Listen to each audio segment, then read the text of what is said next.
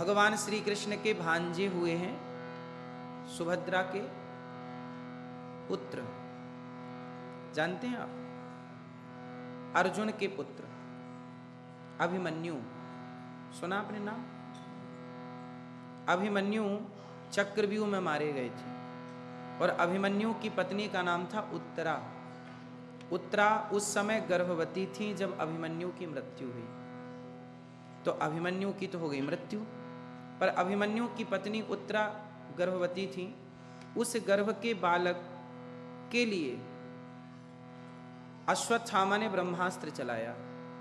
तो उत्तरा दौड़ी दौड़ी भगवान की शरण में आई और भगवान ने उत्तरा के गर्भ की रक्षा की। और जब उत्तरा के गर्भ की रक्षा की तो वही उत्तरा का गर्भ जब जन्म लेता है तो वही कहलाते हैं परीक्षित।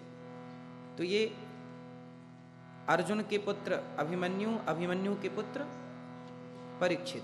परीक्षित जी से एक गलती हो गई, ये बहुत अच्छे राजा थे। इस कलयुग के पहले राजा हैं परीक्षित। इस कलयुग के पहले राजा कौन है? जिस दिन से कलयुग स्टार्ट हुआ, कलयुग की आयु आज लगभग 5,500 वर्ष है।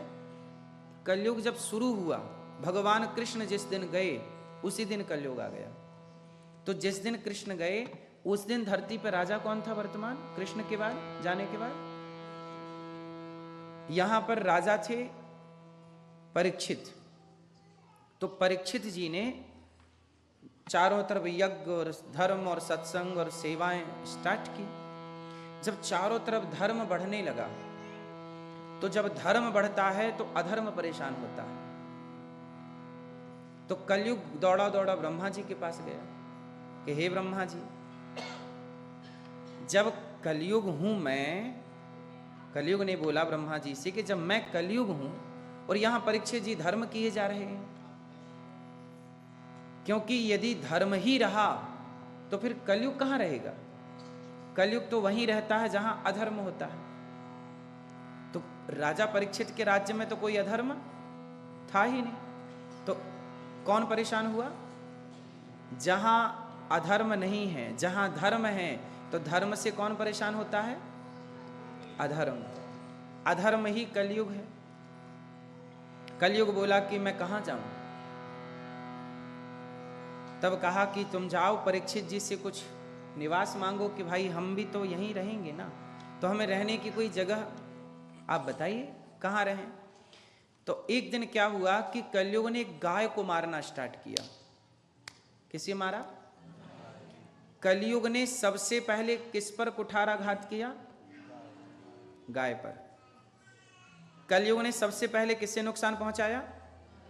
गाय को। सबसे पहला प्रहार कलयुग ने गाय पर किया, लात मारी।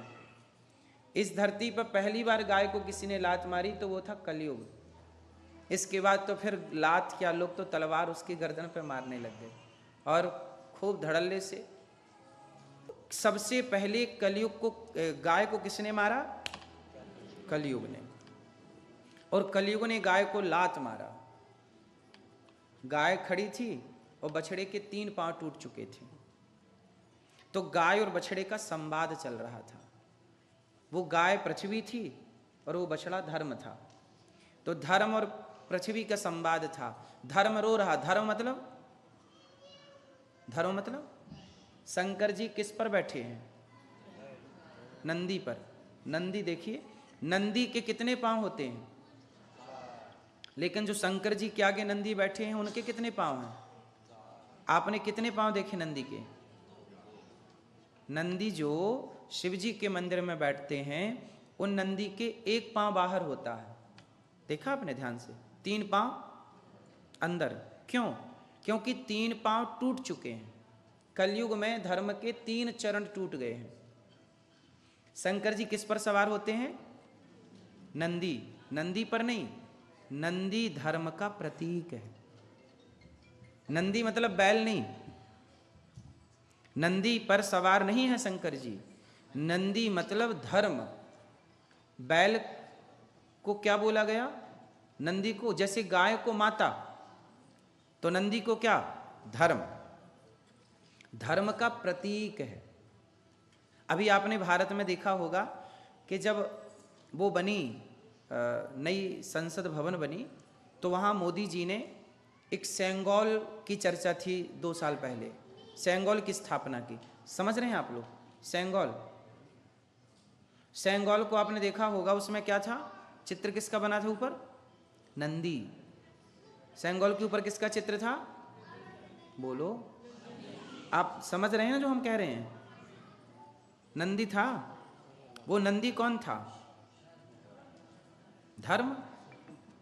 नंदी किसका प्रतीक है? धर्म का। इसलिए शंकर जी बैल पर नहीं बैठे, शंकर जी धर्म पर बैठे हैं। शंकर जी किसकी सवारी करते हैं? धर्म की। और धर्म के कितने पांव होते हैं? 4। धर्म के कौन कौन से चरण हैं? सत्य, दया, दान, तप। बोलो, सत्य, दया, दान, तप। जिसमें कि कलयुग में 3 टूट चुके हैं। सत्य टूट गया, कलयुग में सत्य नहीं है, सत्यम नास्ति। कलयुग में क्या नहीं है? कलयुग में सत्य नहीं। यदि कलयुग में सत्य बोलते हैं तो आपका विरोध करने लग जाएंगे लोग। इसलिए तो भागवत जी में लिखा, सत्यम नास्ति तपः शौचम दया दानम न विद्यते। सत्यम नास्ति। कलयुग में क्या नहीं है? कितने पांव टूट गए धर्म के? सत्य टूट गया, सत्य नहीं। तपः, कलयुग में क्या नहीं है? तप। कोई तपस्वी नहीं है, तप नहीं कर पा रहा है। सत्यम नास्ति तपः शौचम। शौचम मतलब, शौचम मतलब, शौचम मतलब शुद्धि। क्या? शुद्धि। क्या नहीं है? शुद्धि। जैसी राखो शुद्धि वैसी बने बुद्धि। बुद्धि का शुद्धि से संबंध है या नहीं? बुद्धि का किससे संबंध है? जैसी होगी शुद्धि वैसी रहेगी। जब कलयुग ब्रह्मा जी के पास गया कि महाराज मैं बहुत परेशान हूं, अब कहां जाऊं, तब कहा कि आप परीक्षित जी के पास जाइए। परीक्षित जी ने देखा कि कलयुग गाय को मार रहा था, गाय को लात मार रहा। परीक्षित जी ने रोका, क्यों मार रहा है गाय को लात? कलयुग बोला, महाराज जहां ये गैया रहती मुझे रहने नहीं देती। जहां गौ सेवा है, जहां संत सेवा है, जहां माता पिता की सेवा है, जहां लोग सत्य बोल रहे हैं, वहां कलयुग कैसे रहेगा? तो कलयुग बोला, महाराज परीक्षित जी मैं बहुत बुरा हूं, पर मुझे में एक अच्छाई है। अच्छा, कलयुग बहुत बुरा है कि अच्छा है? बुरा है। कलयुग में एक अच्छाई है, बताओ क्या? कलयुग में क्या अच्छाई है मैया?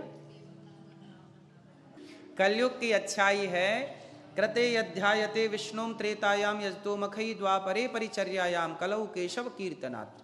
कलयुग केवल नाम अधारा, सुमरि सुमरि नर उतरही। कलयुग बहुत बुरा है, पर कलयुग में एक अच्छाई है कि केवल भगवान का नाम जप करके व्यक्ति भवसागर से पार हो सकता है। इस कलयुग में, सतयुग में, त्रेता में, द्वापर में ये सुविधा नहीं है। कलयुग में केवल नाम, केवल। इसलिए कहते हैं काम करो पैसे कमाओ, पर काम करते हुए नाम जप करते रहो। अच्छा, नाम जप के लिए अलग से टाइम निकालने की भी जरूरत नहीं है आप लोगों को।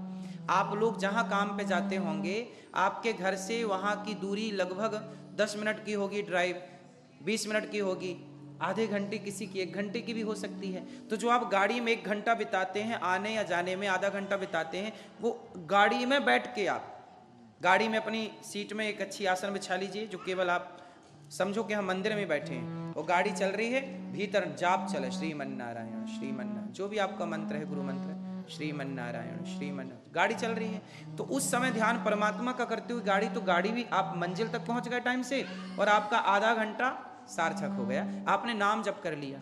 जरूरी नहीं है कि आप घर पे आसन लगा के मंत्र का जाप करें, हो सके तो ठीक है, नहीं तो आप गाड़ी चलाइए। राजा परीक्षित जी ने क्या किया कि कलयुग बोला कि मैं बहुत बुरा हूं, पर एक अच्छाई है नाम के बल पे। तब राजा परीक्षित जी प्रभावित हो कि भाई तू बढ़िया आदमी है, एक काम कर, मैं तुझे रहने के 4 कमरे बनवाता हूं। तो राजा परीक्षित जी ने अपने राज्य में कलयुग को रहने के कितने कमरे बनवाए? 4 जगह अब ये ध्यान से सुन लीजिए कि कलयुग कहाँ कहाँ कहाँ कहाँ रहता है। कहाँ कहाँ रहता है कलयुग? द्यूतम पानम स्त्रिया सूना यत्रा धर्मश्च चतुर्विधा। कलयुग का पहला स्थान है द्यूतम। द्यूतम मतलब जुआ। जुआ आजकल लोग जुआ खेल रहे हैं मोबाइल। आजकल जुआ ना ताश वाला जुआ नहीं है, अब एडवांस टेक्नोलॉजी है, अब मोबाइल में आ गए हैं जुआ। सॉफ्टवेयर इतने एडवांस हो गए हैं कि आजकल मोबाइल पर ऐप डाउनलोड कर लेते हैं आप लोग मोबाइल। हमारी कुछ माताएं, कुछ बूढ़े बूढ़े आदमी ये बैठे लूडो खेलते रहते हैं। समय क्यों वेस्ट करना?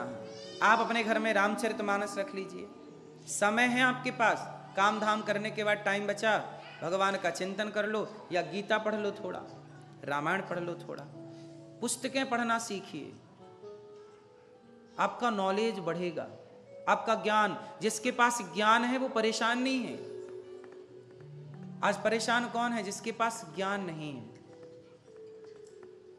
अमेरिका किनको बुलाता है? जिनके पास ज्ञान है। आप लोग यहाँ क्यों टिके हैं? क्योंकि आपके पास ज्ञान है। आपकी खोपड़ी ना होती, काम करती ना होती, तो आपको यहाँ रहने देती कोई? फिर आप यहाँ अपने बल से हैं, मतलब अपने मस्तिष्क, अपने दिमाग के बल से हैं। बोलो हाँ। यदि आप लोगों के पास दिमाग ना होता आप लोग, तो फिर यहाँ कैसे आते और यहाँ क्यों टिकते? आप यहाँ नहीं टिक सकते 1 साल यदि आपके पास दिमाग ना हो तो। हाँ या ना? तो फिर खेल किसका है?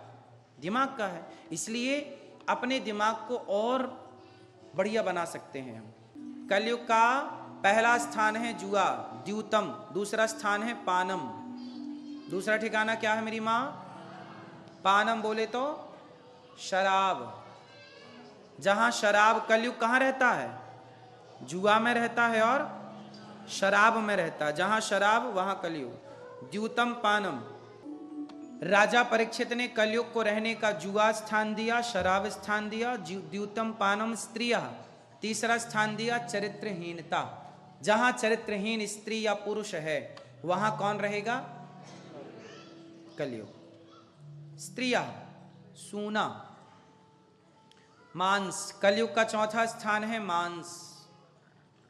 मांस में भी कलयुग का ही वास है, क्योंकि मांस खा के बुद्धि भ्रष्ट होनी ही होनी। फिर 5वां स्थान भी है कलयुग का। एक कलयुग बोला महाराज ये चारों तो आपके यहाँ है ही नहीं, ना कोई जुआ खेल रहा, ना कोई शराब पी रहा, ना कोई मांस खा रहा, ना कोई पराई औरत को देख रहा है, तो कहाँ रहे हम? तो बोले अच्छा जाओ बेईमानी के कमाए हुए धन में रहो। तो 5वां स्थान गोल्ड में।